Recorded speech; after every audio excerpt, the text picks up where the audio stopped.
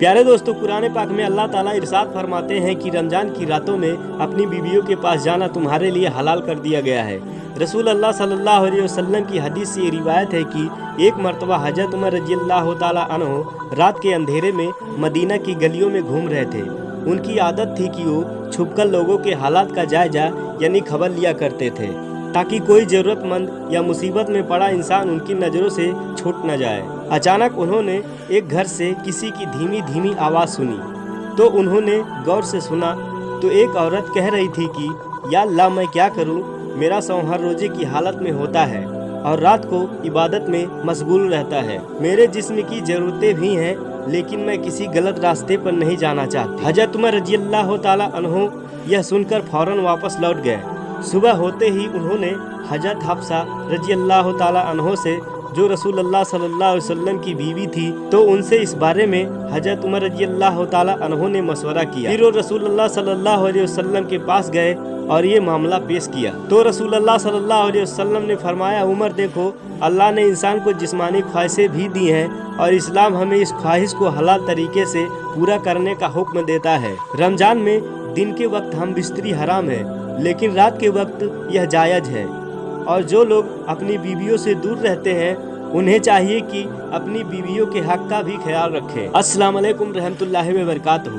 प्यारे दोस्तों, रमज़ान एक पाक और बरकत का महीना है, लेकिन इसी महीने में शादीशुदा लोग एक अहम सवाल पूछते हैं, क्या रमज़ान में हम बिस्तरी करना जायज़ है? क्या इसमें रोजे पर कोई असर पड़ता है?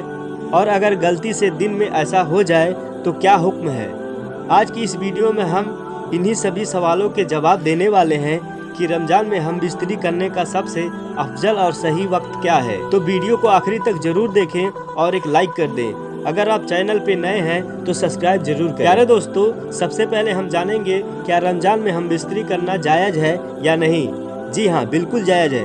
प्यारे मोमिन दोस्तों, रमज़ान में रात के वक्त हम बिस्तरी करना जायज़ है, लेकिन सहरी से पहले गुस्ल करना जरूरी है, ताकि फजर की नमाज सही तरीके से पढ़ी जाए। दूसरी बात, रमज़ान में सबसे सही वक्त कौन सा है हम बिस्तरी का?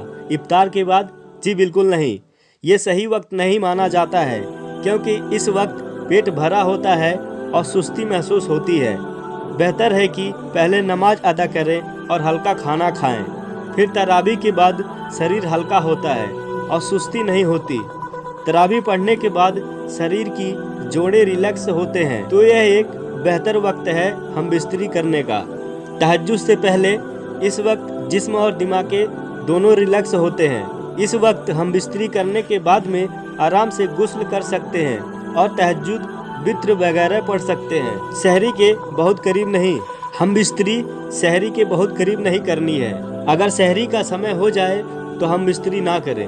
अगर बहुत देर हो जाए और सहरी का वक्त कम रह जाए तो हो सकता है कि गुस्ल करने में देरी हो जाए और फजर की नमाज छूट जाए।